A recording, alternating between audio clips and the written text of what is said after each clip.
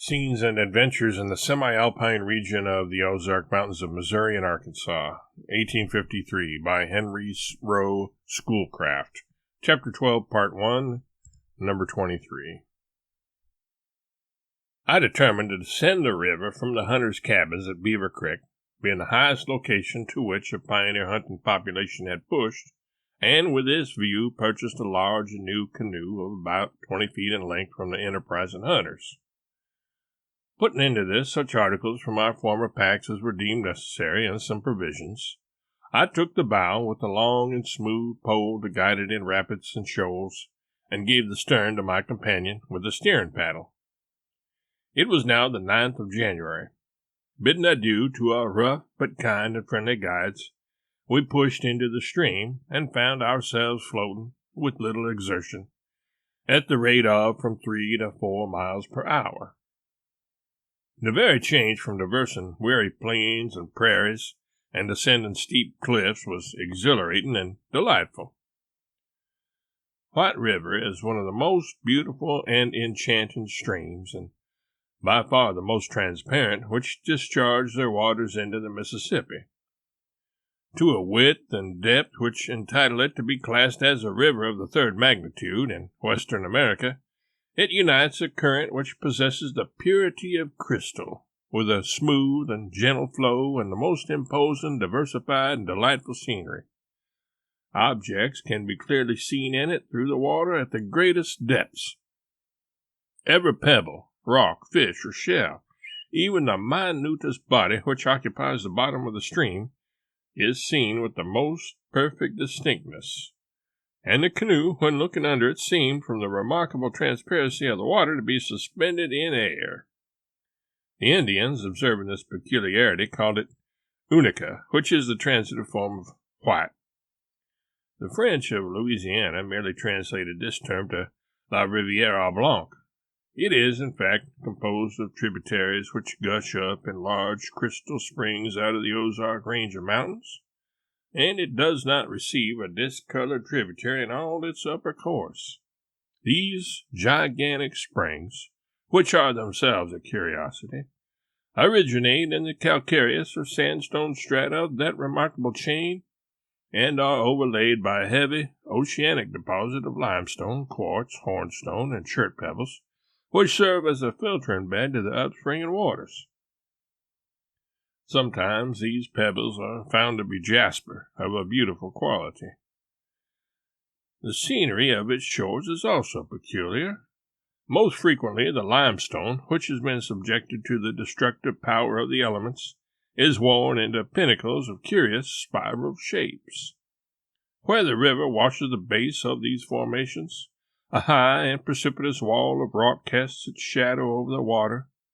On the shores opposite to such precipices, there is invariably a rich diluvial plain covered by a vigorous forest of trees, clothed in all the graceful luxuriance of a summer foliage.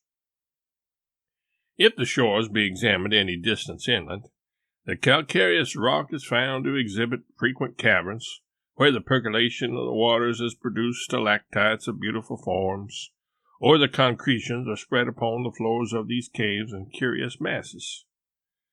Often upon the shores we observe the graceful doe.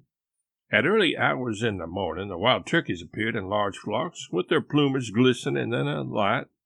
The duck, goose, and brant often rose up before us and lighted in the stream again below us, and we thus drove them without intending it for miles. Sometimes, perched on some high pinnacle or towering tree, the eagle, hawk, or heron surveyed our descent as if it were an intrusion upon their long undisturbed domain. A few miles below our point of embarkation, we passed on the left shore a precipitous wall of calcareous rock, on the summit of which I observed the location of the cavern, into the mouth of which I descended some 20 or 30 feet on my outward journey, and it now seemed probable that the ramifications which I saw by the dim light admitted were of an extensive character. As the shades of night overtook us, a hunter's cabin was descried on the left shore, where a landing was made, It proved to be occupied by a person of the name of Yoakum, who readily gave us permission to remain for the night. He told us we had descended 30 miles. He regaled us hospitably with wild viands and, among other meats, the beaver's tail, a dish for epicures. Resuming the descent at an early hour, a couple of miles brought us to the inlet of Bear Creek, a stream coming in on the right side, which is described as long, narrow, and crooked.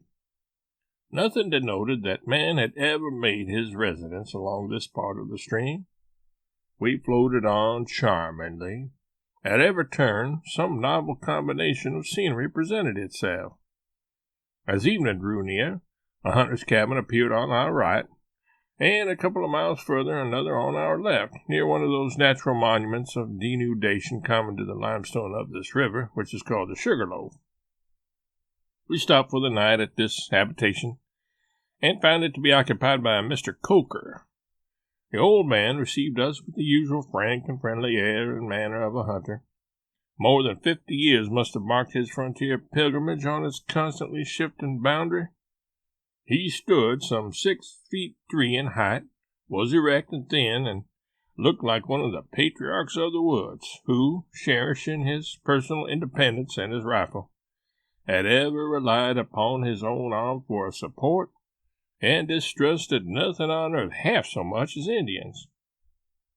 In his view, the Osages were the perfection of robbers, and he congratulated us on getting out of their country with our scalps safely on our heads, and our plunder, a common word here for baggage, untouched.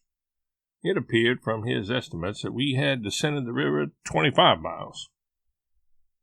Rain fell copiously during the night, but it ceased before daylight, 11th, by the earliest gleams of which we were again in motion, descending the pellucid river. At the computed distance of 16 miles, we passed the mouth of Big River, a considerable stream on the left banks, where I halted a few moments to see a new location which had just been commenced. A small clearing had been made in the dense canebrake, and a log house commenced. Shortly below this spot we encountered a river peddler, ascending the stream with his commodities in a canoe. On conversing with him, I found his knowledge of affairs very local and partial. Of the outer world and of its news, he knew nothing. At every stage of our progress, the river was increasing in its volume, and soon after this occurrence we observed its velocity accelerated and almost imperceptibly found ourselves gliding rapidly over the Pot Shoals. This rapid appeared less formidable than had been anticipated. I rose up to observe the draught of the current, and by a few strokes of the pole, kept the canoe in the force of the stream.